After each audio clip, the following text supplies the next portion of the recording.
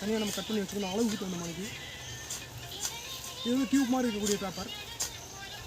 இந்த டியூப் வந்து நம்ம கட் பண்ணி வச்சுக்கிறோம்.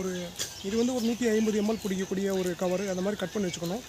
பேப்பரையும் நம்ம வந்து முதல்ல கட் பண்ணி வச்சுட்டு இந்த மாதிரி வந்து ஈஸியாக நம்ம ஹேண்ட்லிங் பண்ணுற மாதிரி நூட்லேயே எடுத்துக்கணும். பாருங்கள் எப்படி கட்டுறேன்னா இந்த இளம் சூப் பேரில் இந்த இருக்காங்க.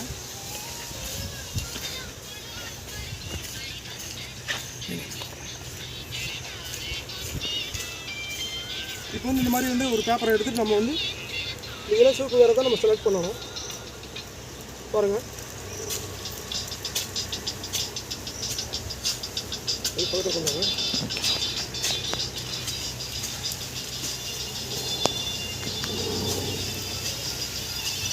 எவ்வளோக்கு நல்லா டைட்டாக கட்டுறோமோ அவ்வளோக்கு வந்து வேர் வந்து நல்லா உங்களுக்கு அந்த மருந்தை இழுக்கக்கூடிய தன்மை வந்து லீக் ஆகாமல் இருக்கும்.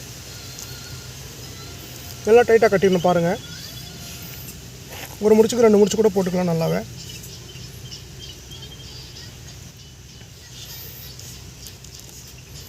இப்போ வந்து மைக்ரோ நியூட்ரியன்ட் ஊற்ற போகிறோம். இந்த மைக்ரோ நியூட்ரியன்ட் எதுக்காக நம்ம ஊற்றுறோம் அப்படின்னா, இந்த குருமைகள்லாம் கொட்டாது. அதே மாதிரி அந்த குருமைகளில் வந்து பார்த்திங்கன்னா நிற்க வைக்கும். காய்கள் நிறையா பிடிக்கும். காயோட சைஸஸ் வந்து நிறையா கிடைக்கும். இந்த மாதிரி ஒரு கம்ஃபர்டபுளாக இருக்க மாதிரி ஒரு இதில் மைக்ரோ நியூட்ரியன்ட் நீங்கள் ஊற்றி வச்சுக்கோங்க. அப்புறம் நம்ம வந்து பாருங்கள் அதில் எப்படி ஊற்றுறோன்னு.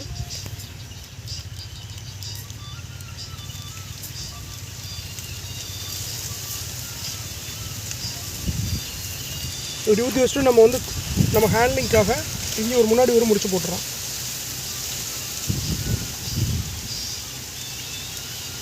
இந்த முடிச்சு போட்டுட்டு நம்ம மண்ணை கொஞ்சம் மேலே அணைச்சி விட்டுறணும். ஏன்னா கொஞ்சம் ஓரளவுக்கு அது உள்ளே உரிகிற அளவுக்கு இருக்க மாதிரிக்கு மேலேருந்து கீழே வர மாதிரி பண்ணுறோம். இப்போ பாருங்கள் இப்படி வச்சாச்சு. இப்படி வச்சிட்டிங்கன்னா போதும். இது வந்து ஃப்ரீ ஃப்ளோவாக உள்ளே வந்து இறங்கிடும். பாருங்கள் இப்படி வந்து ஃபுல்லாகவே உரிகிற மாதிரி பண்ணிக்கணும்.